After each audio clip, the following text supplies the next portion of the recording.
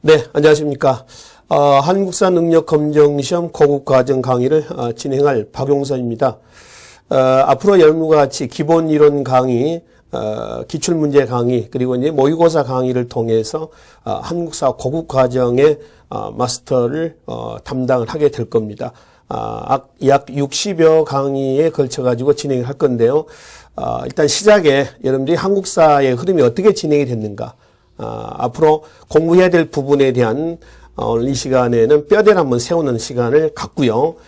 다음 시간부터 본격적인 구석기 시대의 내용부터 해서 진행을 하도록 하겠습니다.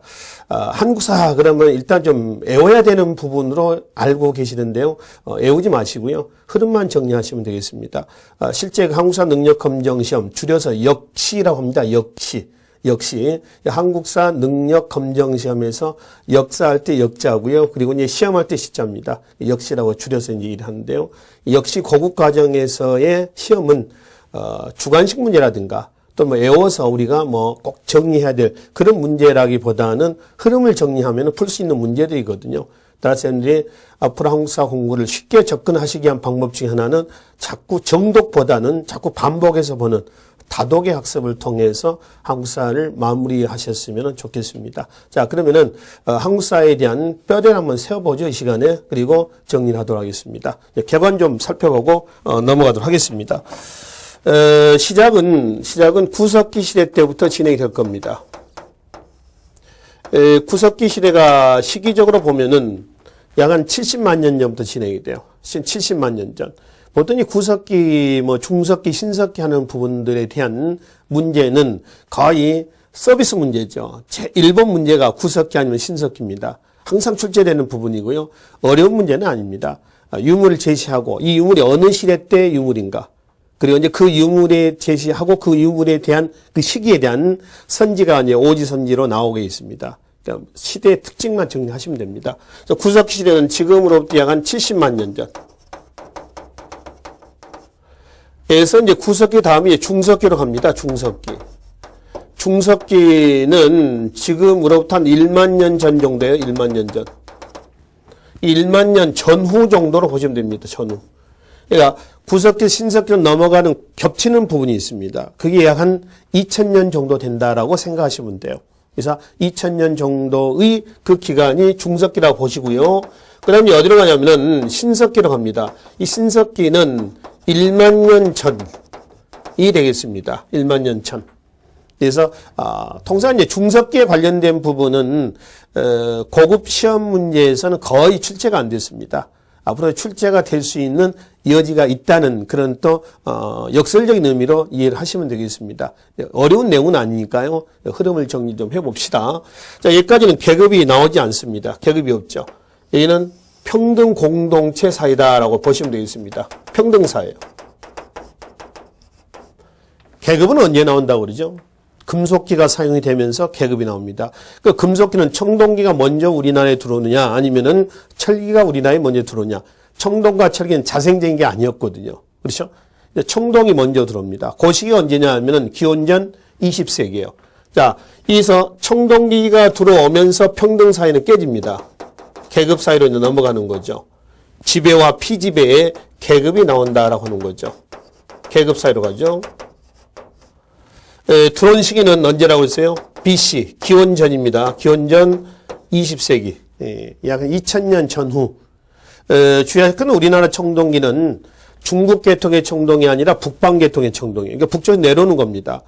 북쪽에서 내려와서 그 문화를 가지고 성립이 됐던 최초의 국가가 어디냐라면은 고조선이죠. 고조선 청동기 문화를 토대로 했던 최초의 국가, 이렇게 일하시면 되겠습니다. 그래서 이 청동기가 들어와서 북쪽에서 성립된 최초의 국가는 어디입니까? 그러면 고조선이다. 고조선의 영역은 어디냐라고 하는 거죠. 자, 밑으로 남방에서는 임진강을 경계로 하고 있습니다. 통상 그 고조선의 남방 한계선을 한강이다, 이렇게 얘기하는 사람도 있습니다. 한강은 아니고요. 임진강 쪽이 고조선의 남방 한계선으로 보시면 돼요. 그럼 그 밑에는 어디냐? 그 밑에는 청동기 문화죠. 청동기 문화를 토대로 해서 그 남쪽에는 진이란 나라가 성립해요. 진. 그 진은 사만이란 나라 아시죠? 바로 앞에가 진이에요. 사만 이전 단계를 진이다. 이렇게 일합니다. 그러니까 고조선과 진은 청동기 문화를 토대했던 우리나라의 국가들이에요. 그렇죠? 국가입니다. 예, 고조선은 국가라고 하지만 진은 국가라고 하지는 않습니다. 예, 국 이전 단계가 국이죠. 국이라고 하면 어떤 나라 이전 단계인데 연맹국가의 이런 정도로 이해를 하시면 되겠습니다. 자, 그러면 이제 이 고조선은 물론 이제 단군조선 얘기를 할 거고요. 이 단군조선이 발전해 가고 있는 상태에서 기원전 194년에 철기 문화를 우리나라에 본격적으로 전달했던 위만에 의해서 위만조선이 성립이 돼요. 기원전 194년에서 위만조선이 어디에 멸망하나요? 한나라 무제에 멸망합니다. 그래서 한사군이 성립이 되죠. 이때가 기원전 108년이에요. 그러니까 고조선은 기원전 2333년에서 108년까지 해서 얼마나 지냈냐면은 그러니까 기원 전에서 기원 후까지입니다. 그러니까 유구한 역사라고 할 때 그 고조선입니다. 우리 역사가 유구하다고 그러잖아요. 그래서 고조선은 기원전 2333년에서 108년까지 가는 거죠. 자, 여기까지가 고조선의 역사고요. 요 이만조선은 철기 문화를 토대로 합니다.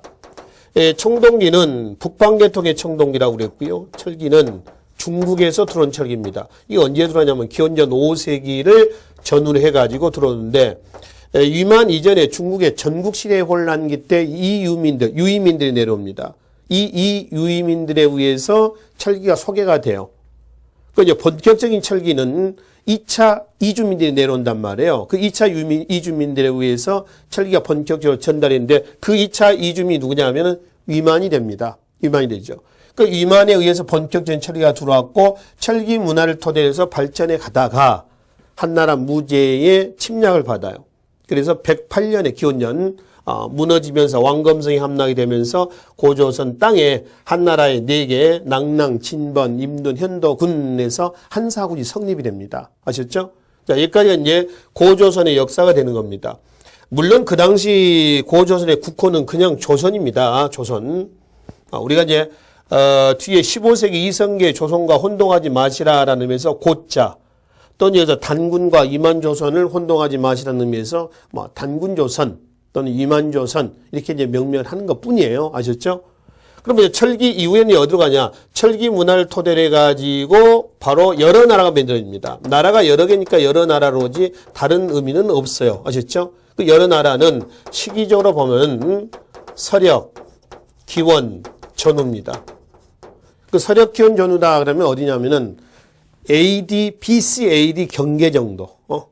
그러니까 이 당시에는 숫자 0이라는 개념은 없습니다. 0이라는 숫자가 나온 것은 뭐 수학적으로 한 16세기 때에 전후에서 나온다고 그래요. 이제 그래서 우리가 세기를 얘기할 때 1세기 그러면은 100년인데 0년에서 99년이 아니라 1세기 그러면 1년에서 100년까지가 1세기가 되는 거죠. 그러니까 2세기는 그 101년부터 200년까지가 2세기가 되는 거죠. 아시죠? 자, 이렇게 해서 이제 서력 기원 전후에 와가지고 대략 이쯤 해가지고 여러 나라가 성립이 됩니다. 그 여러 나라 그러면은 한사군 영역에서 성립이 됐었던 여러 나라요. 부여, 고구려, 옥저, 그리고 동해 이런 나라가 북쪽에서 성립이 됩니다. 여기서 이제 그 옥저나 동해는 철기 문화를 토대로 했지만은 여러 나라 이지라고 하지만은 연맹국가라고 하진 않고요. 청동기 문화를 토대로 했던 군장국가라고 일합니다. 보통 우리가 철기 문화를 토대로 하면 연맹국가, 그리고 청동기 문화를 토대로 하면 군장국가, 철기 문화를 토대로 하면 연맹국가라고 하는데요. 옥저 동해는 분명 철기 문화를 토대로 한 건 맞습니다만은 국가의 형태로서 왕도 없고 그렇습니다. 그래서 국가의 형태는 조금 미흡하죠. 그래서 군장국가라고 얘기를 합니다. 한편 고구려를 건국했던 주몽이라는 사람은 어디서 내려온 사람이에요? 바로 부여의 해모수의 서자예요. 그래서 고구려 건국의 주역은 부여족이 됩니다. 같은 문화죠. 얘네들이 같은 문화예요. 여기 이제 그 철기 문화를 토대로 해서 발전해 나가는 과정이 여기까지만 좀 정리하겠습니다. 자, 다시 청동기로 넘어가겠습니다. 청동기 문화를 토대로 해서 북쪽에서는 고조선이 성립이 돼서 이렇게 이제 발전해 가고 있었을 때에 그 남쪽에서는 어떤 변화가 있었는가 좀 보도록 하겠습니다. 진이 지금 발전해 가고 있습니다. 진이 한참 청동기 문화를 토대로 해서 발전해 가고 있었는데 위만이 단군조선의 마지막이 누구예요? 준왕이죠. 이만조선의 마지막 왕이 누군가요? 우구왕입니다. 여러분들 기출문제에서 본 말이죠. 우구왕과 준왕을 뒤집어 놓고 고조선, 단군조선과 이만조선을 설명하는 문제들이 있어요. 그러니까 별거 아닌 것 같지만 그게 함정이거든요. 한국사 능력검정 시험 문제는 함정들이 많아요. 말을 좀 바꿔놓는 이런 문제들이 많습니다. 근데 한번 잘 읽어야지 처음에 잘 해독이 안 되면은 그러니까 텍스트 해독이 잘 안 되면 처음에 잘 안 되는 대로 인지를 해버립니다. 그러니까 틀린 거를 맞는 걸로 인지를 한다는 거죠. 그러다 보니까 계속 틀린 건데 오류가 났는데 다른 데서 답을 찾는 거죠. 결국은 답을 못 찾는 거지. 나중에 시험이 끝나고 뭐 그게 눈에 보인단 말이에요. 그래서 잘 처음에 정리해 주시라는 얘기입니다. 그래서 단군조선의 마지막 왕 준왕이 위만이 내려와서 준왕을 죽인 건 아니거든요.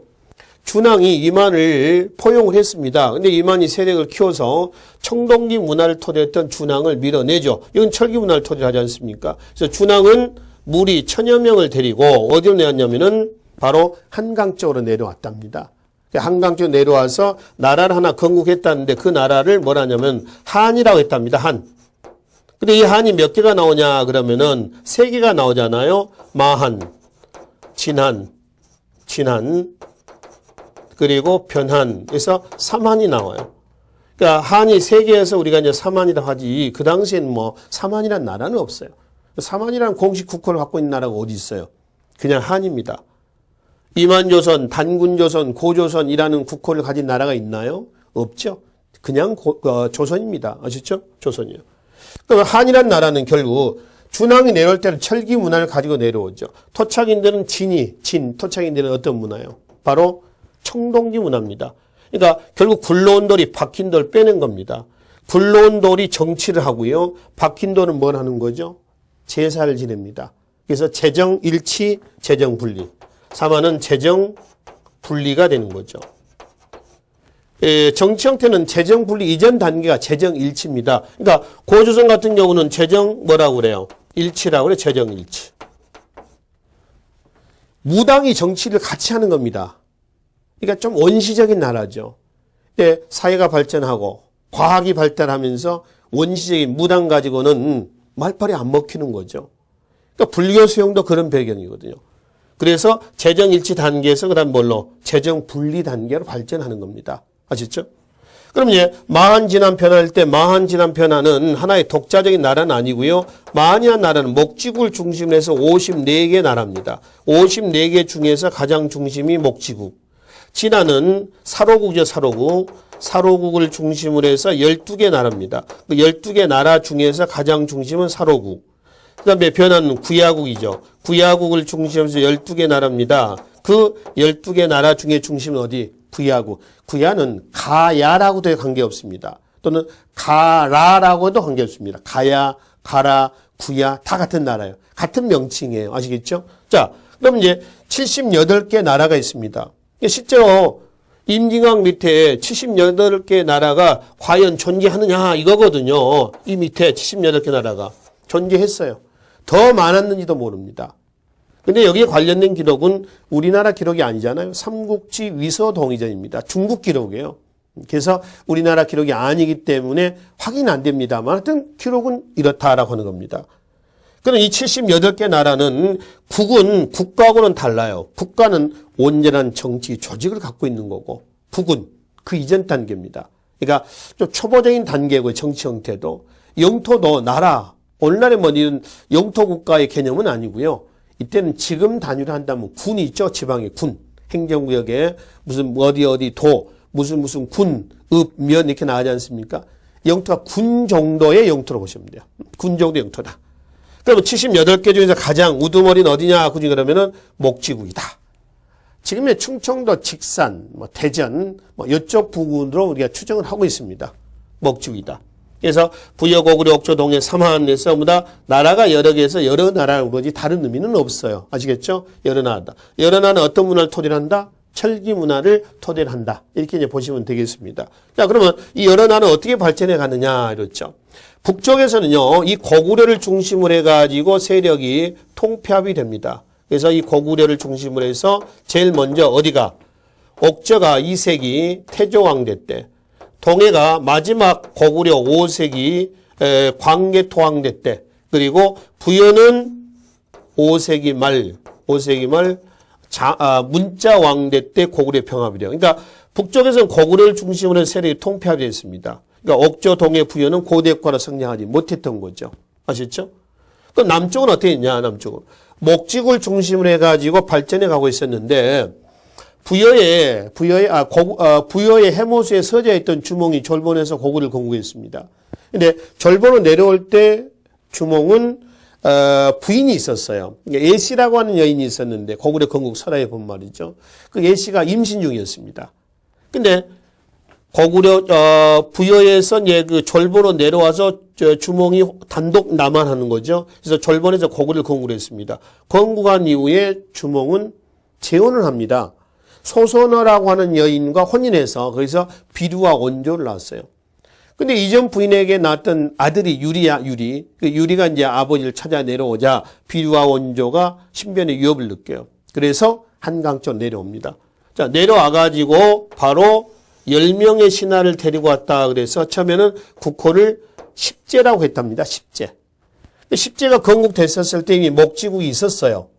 근데 요 십제가 이제 나중에 이 백제로. 그리고 이제 나중에 이 백제가 우리가 얘기하는 삼국의 백제 있죠? 요 백제로 발전해 나가는 거죠. 고대국가 백제입니다. 3세기 고이왕대 때 발전해 나가는 거죠. 그러면 십제, 백제로 넘어가면서 이 목지군 세력이 위축이 돼요. 그러니까 직산, 대전, 익산, 전라도, 나주 이런 세력이 팽창한 건 아니고요. 위치는 지도에 한번 그려보십시오. 점차 위축이 돼 나가고 있습니다. 팽창한 게 아니라.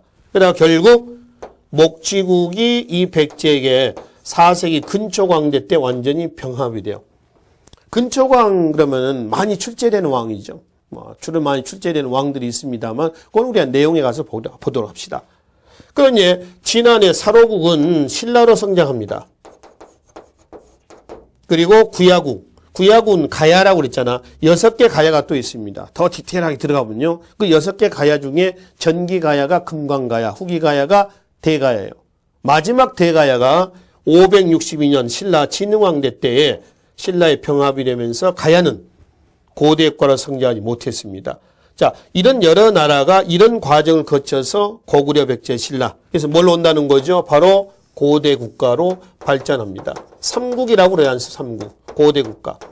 시기는 AD 2세기로 넘어옵니다.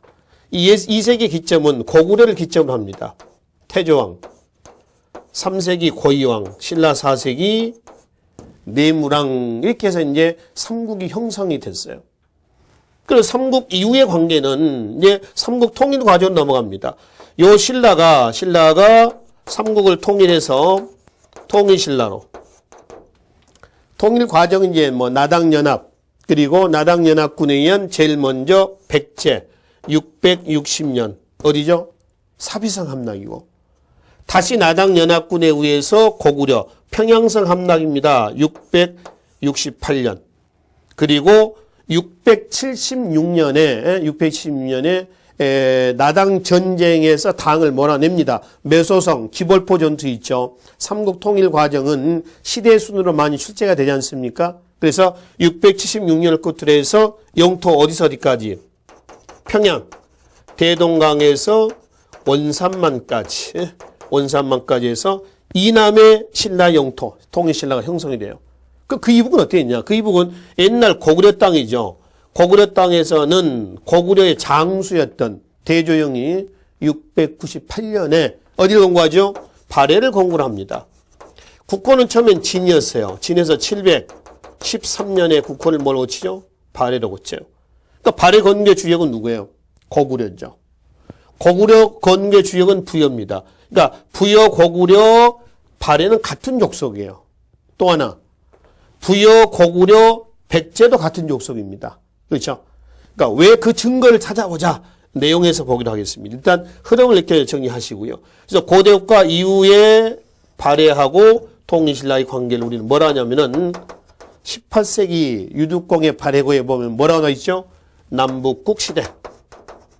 시기는 7세기 이후가 되겠습니다. 오래 가지를 못하죠.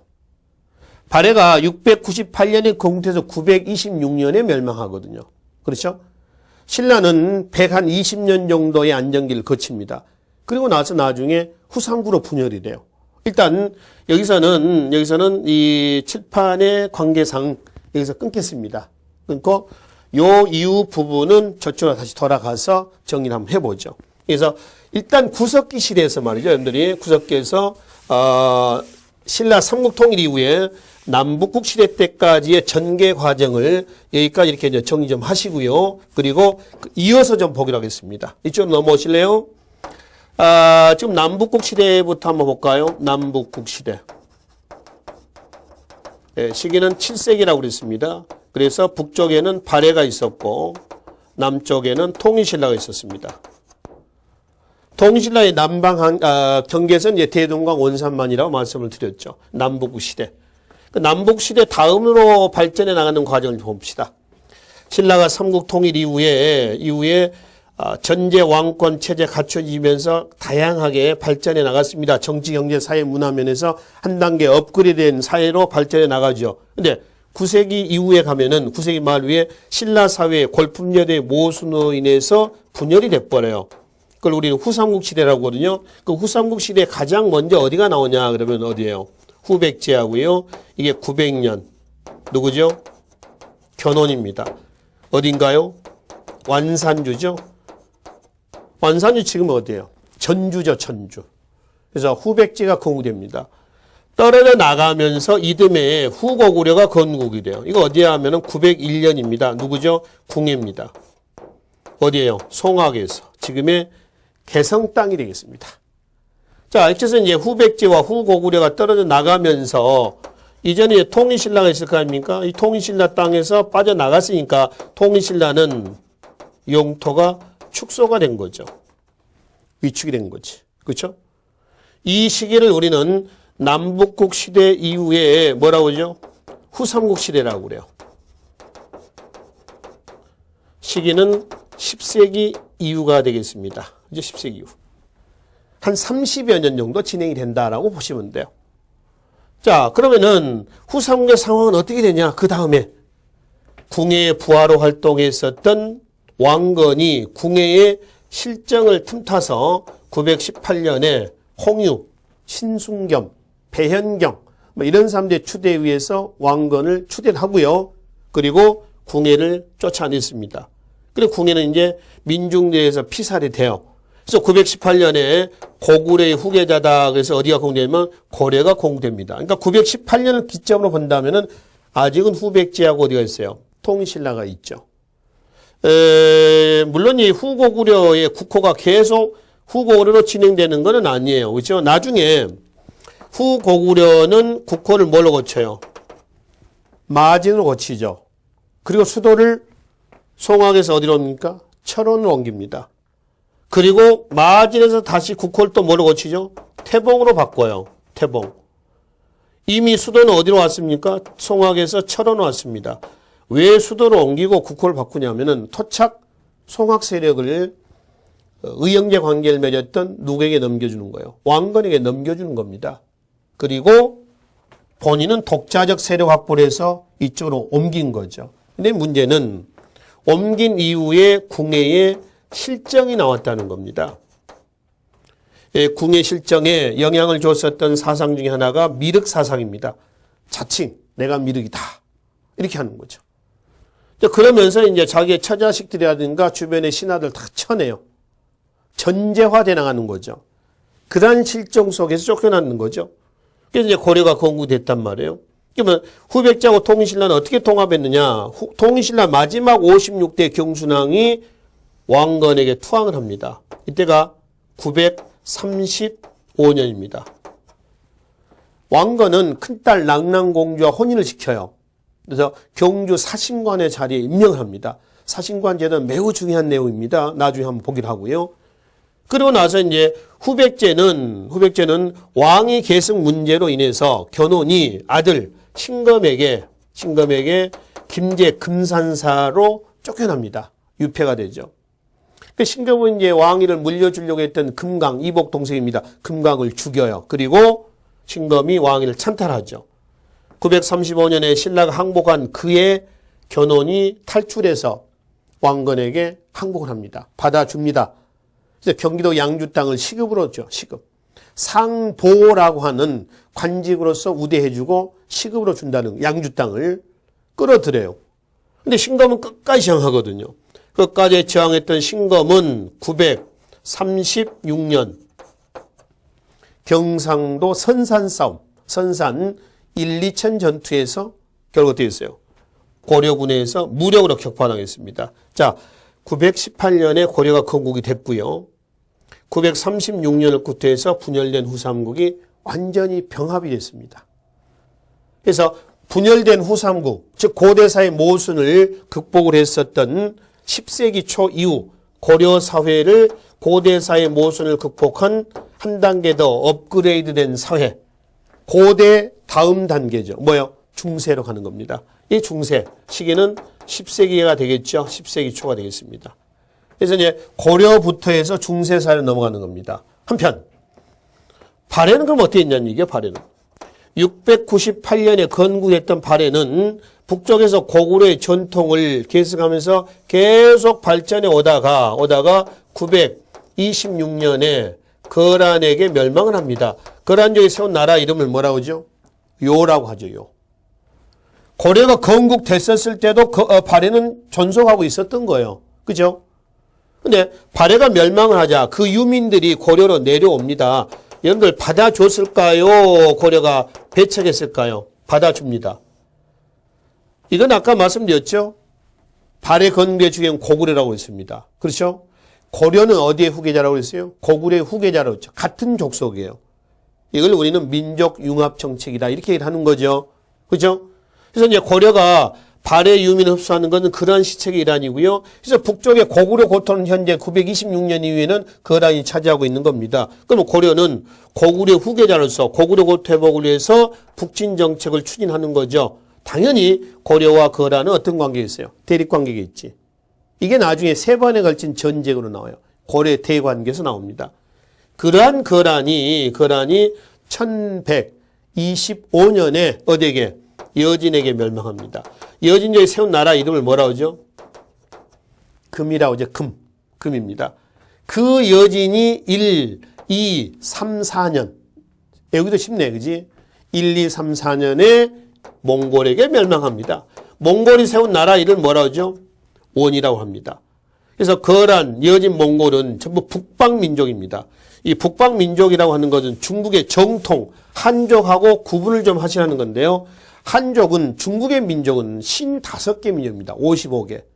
그 중에 주축은 한족이거든요. 남은 전부 다 이제 그 사이드, 현재는 이제 그 다민족 국가입니다. 중국은. 그 중에 중심은 한족이 되는 거죠. 그러니까 여기 뭐 북방민족, 사이드 민족이에요.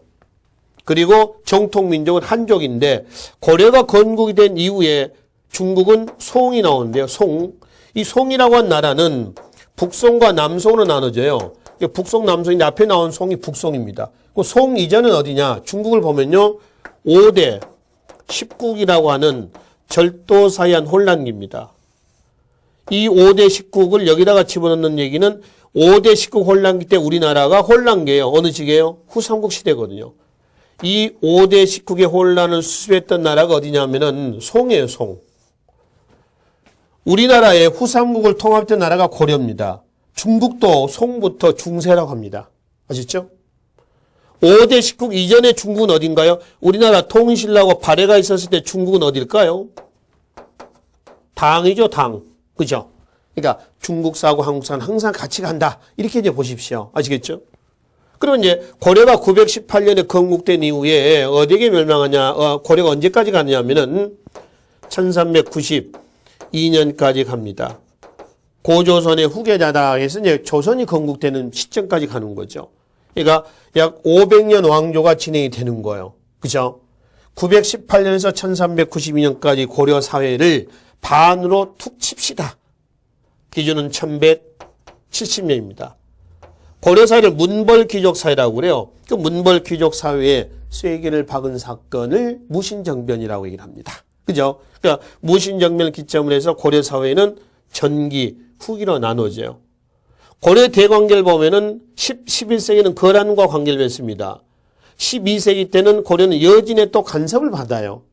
그 과정에서 뭐 이자겸의 난이라든가 또 묘청 사건도 나오죠. 그리고 무신정변 이후에 최후 정권 때 몽골의 침략을 받아서 고려 말에는 충렬왕부터 해서 마지막 공양왕까지, 그러니까 이제 원간섭기로 넘어가는 시기예요. 고려 후기가. 그거를 극복해 나가는 과정이 조선이다. 그래서 고려에서 조선의 이행은 한 단계 더 업그레이드 된 사회입니다. 이걸 우리는 중세에서 뭘로? 근세 사회로의 이행이다. 그래서 시기는 15세기 이후가 되는 거죠. 그럼 중국은 북송은 어떻게 했냐면, 북송은 왜 북송이라냐면 나중에 남송이 나온단 말이에요. 요 송이 여진에게 멸망을 합니다. 이때가 1127년이에요. 1127년. 1125년에 거란 멸망, 1126년에 고려에서는 이자겸의 난, 1127년에 북송의 멸망과 동시에 남송이 성립됩니다. 이건 한족이라고 그랬죠. 중국의 정통민족이거든 북방민족입니다. 몽골이 남송에 대한 핍박을 합니다. 그래서 남송인들이 몽골에 취항을 하죠. 이것이 한족의 민족 종교였던 백년교도라고 하는 민족 종교가 있어요. 그 백년교도들이 난을 일으켜 머리에 홍색 두건을 일으켰다, 둘렀다. 그래서 뭐라고 그래요? 홍건적의 난이라고 그래요. 그래서 홍건적의 난을 통해서 몽골을 몰아냈습니다. 그리고 홍건적의 난을 주동했던 누가? 주원장이라는 사람이 바로 명을 건국합니다. 한족 왕조가 들어서는 거죠. 그래서 원 다음에 중국은 뭘로 가죠? 명으로 넘어가는 과정이 되는 거죠. 이 명나라 때 우리나라가 조선입니다. 물론 명이 먼저 건국됩니다. 시간 1368년이니까요. 그 이제 1392년에 조선이 건국되는데, 조선은 1392년에서 어디까지, 언제까지 가느냐 그러면은 1910년까지 갑니다. 1910년. 8월 29일 한국 병합이죠. 그래서 한국 병합을 통해서 이후에 이제 뭐로 하죠? 일제 강점기, 이른바 민족 독립 운동기, 이렇게 넘어가는 거죠. 1392년을 이전부터 1910년까지를 놓고 조선 사회를 반으로 나누겠습니다. 기준은 1592년에서 98년. 이게 뭔가요? 외란이죠. 7년 전쟁입니다. 7년 전쟁을 잘 극복을 했어요? 못했어요? 우리가? 했죠. 그래서 극복한 사회. 이게 이제 근세에서 외란 이후에 이제 뭘로 가냐 그러면은 근대 사회로 넘어가는 거죠. 근대. 그러니까 시기는 이제 1598년이니까 16세기 말 정도로 얘기를 하시면 됩니다. 근데 보편적으로 근대는 우리가 근대 싹이 튼 것은 여기 때부터지만은 실제로는 한 17세기 말, 18세기 이때 와서 이제 근대 싹이 터오르게 되는 거죠. 중국은 외란을 계기로 해가지고 명에서 어디로 왕조가 바뀌냐면은 청으로 바뀝니다. 후금이죠, 후금. 후금이 국호를 따려 청으로 고칩니다. 만주족을 얘기합니다. 외란을 계기로 일본은 어땠어요, 일본은? 일본은 정권이 바뀝니다. 풍신수길에서. 그리고 독구가와 이에야스, 이른바 덕천가강이라고 그래요. 덕천가강. 도요토미 히데요시에서 독구가와 이에야스 막부, 에도 막부죠. 그래서 일본은 정권이 바뀌고 중국은 왕조가 바뀌고 우리는 사회가 바뀌었습니다. 뭐의 결과요? 외란의 결과입니다. 그죠? 외란입니다. 그래서 외란을 극복한 이후 사회가 근대로 넘어가는 과정입니다. 근데 근대는 다시 두 시로 또 나눠져요. 기준은 뭐냐 그러면은 1876년입니다. 이건 뭔가요? 개항입니다. 강화도 조약이에요. 그래서 개항을 기점으로 해서 여기를 근대 태동기, 여기를 뭐라 하죠? 근대 발전기라고 그래요. 근대 태동기, 근대 발전기. 그렇죠? 그럼 이제 근대 이후에 한국 병합이죠. 발전기 이후에 여기서부터 이제 민족 독립 운동기, 민족 독립 운동기. 일제 강점기 이렇게 합니다만은 일제 강점기라는 얘기보다는 민족 독립 운동기라고 얘기를 합시다. 그래서 요 민족 독립운동기는 언제까지 가냐 그러면은 1945년 8월 15일까지 갑니다. 광복. 그렇죠?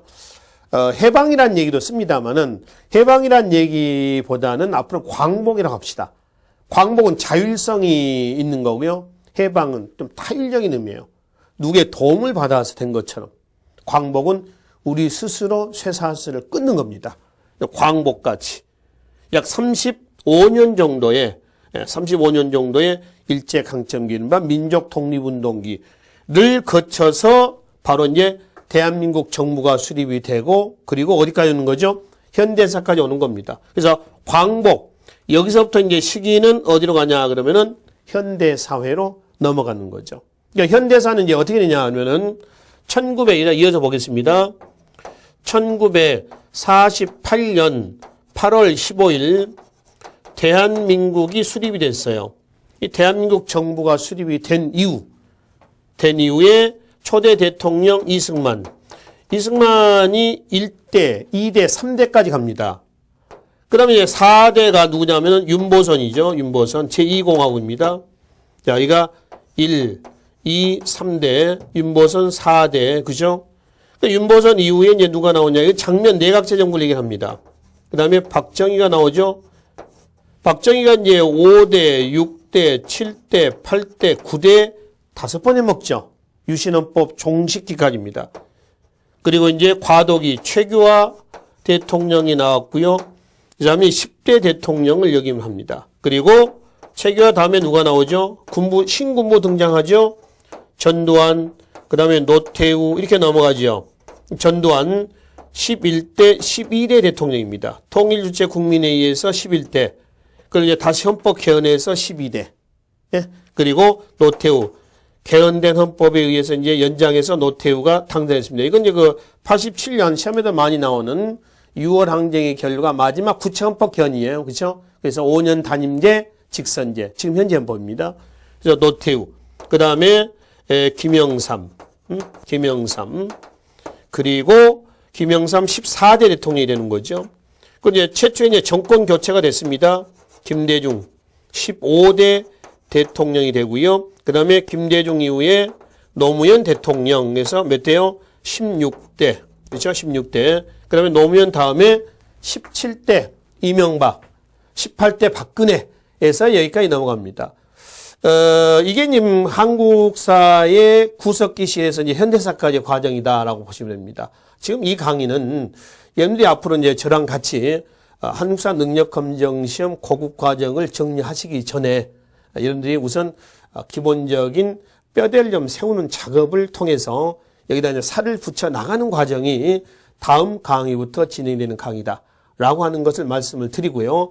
구석기에서 현대사까지 내용은 이렇게 정리를 하시면 되겠습니다. 좀 정리가 좀 되시나 모르겠습니다. 일단 이 내용들을 자꾸 좀 반복해서 보시면서 나중에 여기다가 정치, 경제, 사회, 문화라고 하는 살만 우리가 더덕더덕 갖다 붙이는 걸로 이렇게 하겠습니다. 되셨죠? 자, 그러면 이번 강의는 여기서 마치고요. 다음 강의 구석기 시대부터 해서 정리하도록 하겠습니다. 수고하셨습니다.